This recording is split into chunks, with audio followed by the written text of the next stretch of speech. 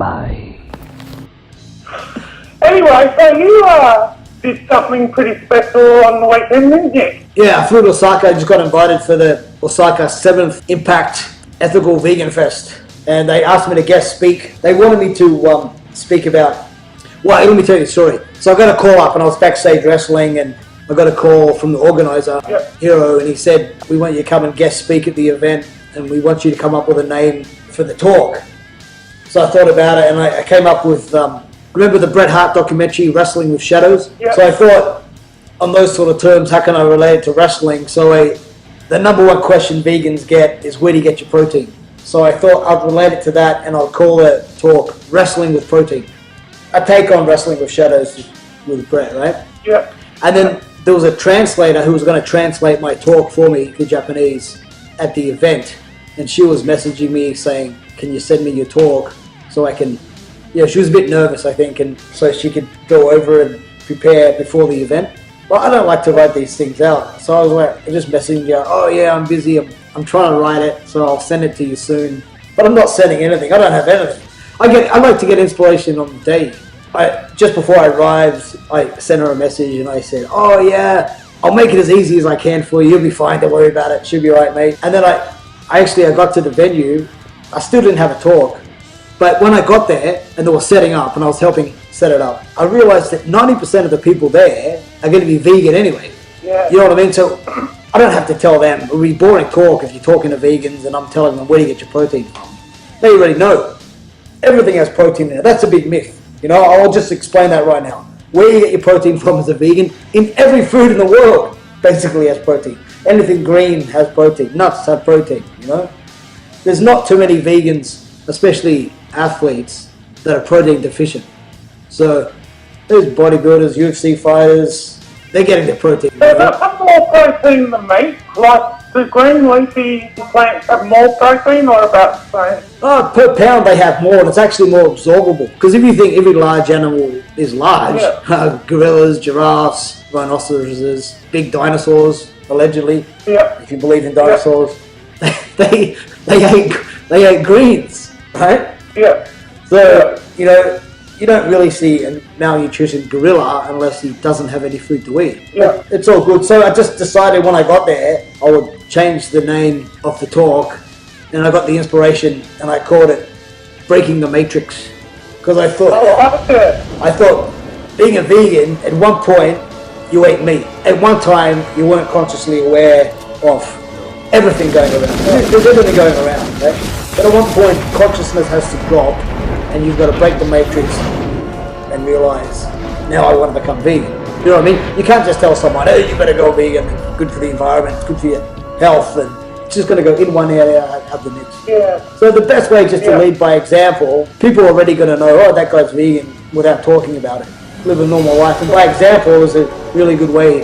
So that's what I like to do. So I talked about my wrestling experience and the point that when I became vegan, and I talked about different crazy like stories that happened to me and at what point I became vegan, when consciousness dropped and I broke the matrix. And you know, because I'm into, you know what I'm into like everything conspiracies, and I'm into what's going on. I'm into truth, basically seeking truth, and I find that very exciting and very important, that we live in the world, we might as well find out where we're living, what's around us, who's lying to us. These things are very important. And to me, vegan and plant-based diets and changing your lifestyle goes hand in hand with conspiracies. Yeah. For me, if you open up about one thing, you know, a lot like Eric von Daniken, he first wrote the book Chariot of the Gods when he was explaining the pyramids may be something more than just tombs for the pharaohs, and perhaps aliens came down and they built them and they were a power source. And to me, that's what it's about. It's about opening up consciousness and about changing your life for the better and for the greater of the planet or the flat earth and the animals. So that was good. And I think people were refreshed at my talk. It wasn't your typical boring. That's awesome. You know what? When I found out you were a vegan, it was around the time you and I had fallen out of touch, but we were friends on Facebook. Yeah. So I'd always see your posts and that sort of thing. Yeah.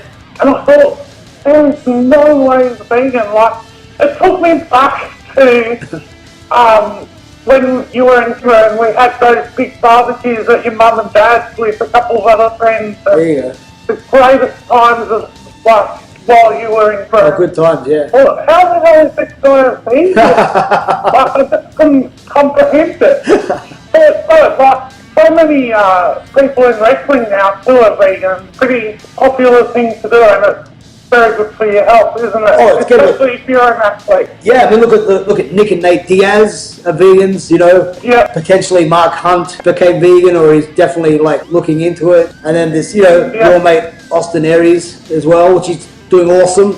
So he's really getting the word out there. There's Daniel Bryan. Yep. Maybe CM Punk as well, I heard. Plus much more. Just recently, well, not recently, but he's leading up to it now. He's talking about it, which is really good. One of the guys I look up to growing up, 6-time Mr. Olympia, Dorian Yates. And he was just on London Reel just last week, and he was talking about it. Basically, he's gone vegan now.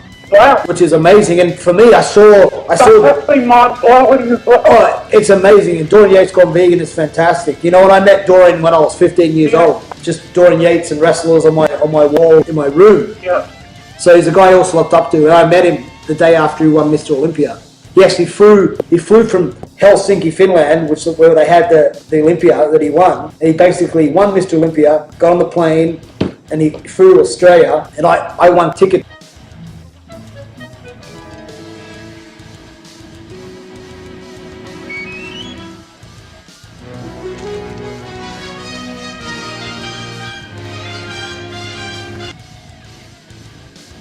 To go and see him guest pose the day after he won the Olympia. Yeah. And I remember being so mesmerized. Awesome. Oh, it was the best experience of my life as a kid. Yeah. As a young kid growing up, I thought this guy was a god.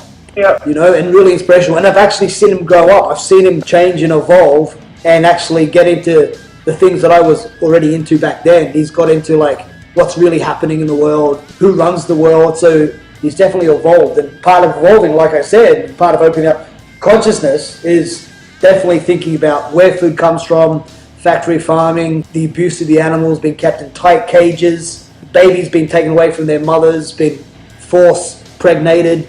There's so many things where, like Paul McCartney said, if slaughterhouses had glass windows, no one would be eating meat. Yeah. So this has now become definitely Arnold Schwarzenegger, James Cameron, Leonardo DiCaprio. It's becoming definitely in people's consciousness, which it wasn't even like 5 years ago, 10 years ago. It definitely wasn't out there in the world.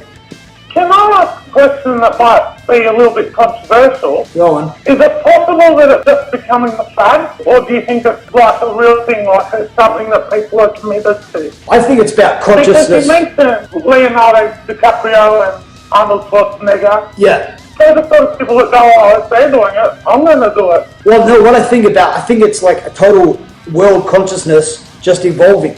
I think a lot of people remember when everyone was saying when 2012 and the Mayan calendar prophesized that the world was going to end, and you had all those movies, 2012 disaster movies. Yeah. Well, I think there could be something to that, I think, and it wasn't so much as the world ending. I think that was maybe perhaps misinterpreted, and a lot of fear-mongering amongst that. What I actually think it was is, I think from 2012, consciousness was actually evolving and opening up, and the world maybe did shift, and there maybe was something that shifted consciously as a collective. And I think that's what we're seeing now. I think it's just really happening out now. Because it makes sense, right? Because a lot of people don't see the connection between like cruelty to animals and how we treat them in a hamburger and the process that happens and what you're actually putting into your body, And definitely with factory farming and the chemicals and forcing these animals to grow, like with drugs and steroids, we're consuming that in a burger. You really got to start thinking about the long-term life jeopardy of animals and human existence. But you know what, in terms of the chemicals and that sort of thing that can be in food, I think each country also is a bit different. Like there's stricter regulations in Australia than there are in America, and I'm not saying that to devalue veganism or anything, because I know that a lot of that is the reason that people do it, to get away from the processed food and chemicals and that sort of thing. But there's actually a lot worse things in food in America, say, than there are in Australia because of regulations, stricter regulations. Do you agree with that or statement, or do you disagree? No, I agree, definitely. And you get, like, especially, like, say, a mass producing company that has to have these deadlines and they've got to produce McDonald's like food, you know, like, so yeah, they're going to have to get these animals to grow with drugs. Yeah. So no, you're definitely right. But as far as factory farming goes and the cruelty of animals, believe me, that doesn't change anywhere. And you think, say, Australia has better conditions than, say, Middle Eastern country? Actually, no, because someone leaked footage of an abattoir in Australia somewhere, and you should have seen the horrendous things they were doing to these baby lambs. Like, I mean, they were just kicking their heads off for fun. And oh, really? Yeah, this was, and just stabbing them. And just torturing these animals. And this is in a very famous Australian abattoir. Yeah. And what happens is when you get these workers in these slaughterhouses, they get desensitized, and the vibration in there is so low because there's murder happening and death happening just every second. So these people. Yeah. Imagine the vibration and the energy in that place is not a good place to be. So I think what happens, they get consumed with this bad energy, and then they become desensitized, and this is just must be anger and just death all around. So they start treating these animals like they don't even exist. It's a very good message. It's a very good message in general, you know. I think as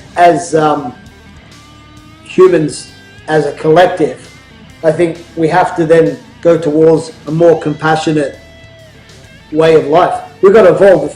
A lot of people make the argument, well, because we're the most intelligent beings, and some Christians and religious people will say, well, God gave us animals to eat, so therefore we can eat them. But we're evolving, and you know, that's very debatable.